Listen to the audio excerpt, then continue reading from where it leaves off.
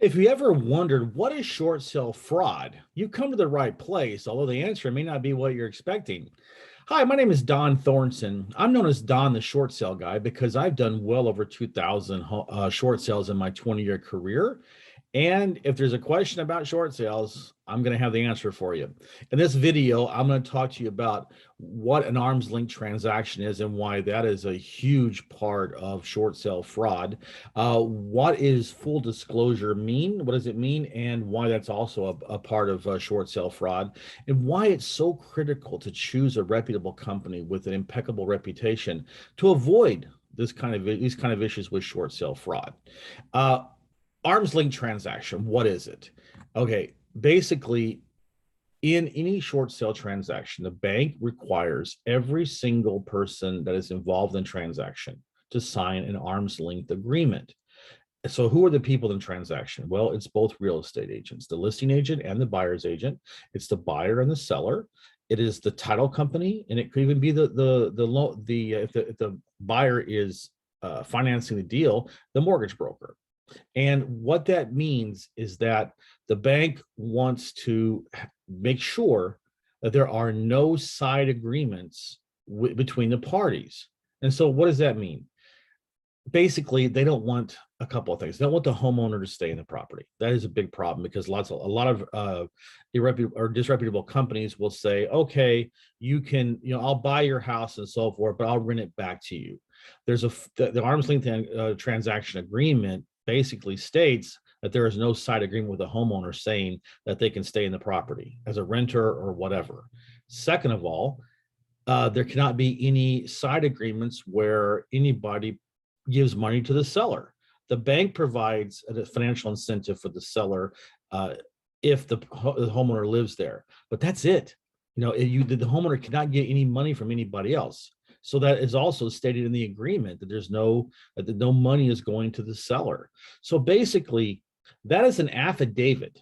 It's a legal document, and if you do not follow that affidavit, you are committing third-degree felony, a mortgage fraud, which is a big deal. The FBI, investigates those kinds of things, and don't think that, oh, well, they're not going to find out. They do go back and audit these transactions and to see what's going on. So you need to be really careful with that. You don't want the FBI knocking on your door. I remember about 5 years ago, I worked with a broker that she used to work for a real estate. She got a broker's license, but she was a negotiator. She was working for another pretty successful Remax broker here in Central Florida. And one day, she stopped working there like a long time ago. 5 years after she quit, she got a knock on the door, and it was the FBI, because they were concerned about, the fact that he was making money that was against the arm's length affidavit. So that was quite a scary moment for her. So don't think that they don't go back and audit these short sale transactions. That's why it's very important that you make sure that you follow the arm's length transaction terms to the letter. Now, what I would love for you to do is to go down to the corner here and click on the subscribe button, because I give content like this quite often, and I want you to be able to be notified when I upload a new video. So go down there, hit subscribe, and ask to be notified when I have a new video. I'd really appreciate it. So let's talk about disclosure. Disclosure is a huge aspect of any real estate transaction. In fact, most of the problems people have with fraud or accusations of fraud is because things are not disclosed. So what the bank wants to make sure that everybody in the transaction discloses every single thing that has to do with the transaction, especially when it concerns money. Okay, so that is why disclosure is so important. In other words, what does that mean? Let's get down to concrete terms. It means that if there's any money changing hand, if a single dollar is exchanged, it has to be on the HUD, and it has to be approved by the bank ahead of time.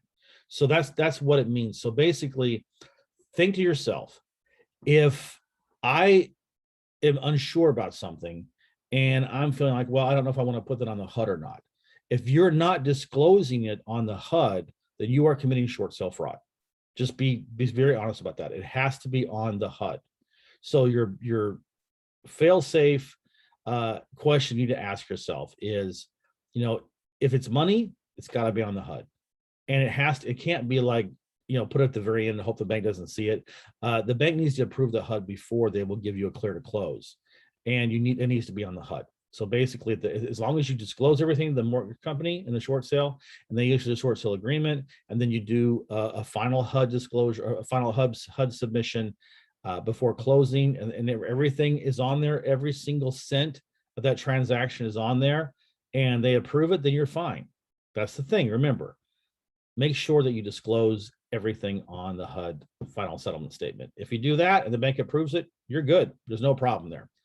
So why don't you go down to the comments section and leave me a comment. Let me know what you think about this. Are you for, are you against? Do you have an opinion? Do you have any questions or requests of videos you'd like me to do in the future? Please leave a comment. I would love it. So these two issues that we talked about just now, the arm's length transaction and making sure that you disclose everything on the HUD, they're very, very important. And it's also, so have these in mind when you think about what kind of company you want to work with. It's critical that you choose a company not only that has years and years of experience, but also is reputable and has a long track record. For example, my company has been doing short sales since 2002. That's when I started my investing career. Like I said, we've done, I don't know, 1,500, 2,000. I lost track of all the short sale transactions we've done, but I've had an A+ rating with the Better Business Bureau. I started with them in 2004 when I first broke through and started actually closing properties. And I've had an A+ rating. I had one complaint that entire time, and that complaint was bogus. So think about that. All of those transactions, A+ rated with the Better Business Bureau. Never had an issue with the title companies or the mortgage companies. I'm sure you can tell there's probably hundreds of my transactions have been audited by the banks, not a peep, because we do things right. We get them closed, and we get them, and we make sure that no one's going to have to be worried about a knock on their door with an agent with a badge. So if I would say, if you can't find someone or a company that can match up with my track record, then you shouldn't work with them. You should work with us. So what I want you to do, if you're a homeowner and you're looking at doing a short sale, go down to the description of this video and you'll see my website, donbuysHouses.now.site. There are plenty of forms on every page has a form. Doesn't matter which page you hit, but just go in there and put your name, your email address, and your phone number and click send, and I'll get it. And I will reach out to you. We can talk to you about how I can help you with your short sale. It doesn't matter what part of the country you're in. I work in all 50 states. If you're an investor and you come upon these types of leads where the homeowner's upside down and needs a short sale, then you can, but you don't know how to do, you don't know what to do with them. I can help you monetize those and create a really nice second income stream for you. So reach out to me, and I'll have my phone number in the description, and we can talk about how we can joint venture together, and you can start monetizing these leads that basically are bad leads for you right now. And if you're a real estate agent and you're not feeling it, you don't want to do a short sale, because I get it. If you don't know how to do them, they're tough, and you don't want to get stuck with a bad value and it goes to auction. You've worked 8 months and don't get paid for your time. Well, you don't have to worry about that with us, because we'll get them closed and we'll give you a 25% referral fee on the commission. So just refer it to us, and then you can focus on what you want to do, which is, get buyers, get sellers, but aren't involved in short sales. Okay. So I want to thank you for watching my video, and I will see you in the next one. Thank you.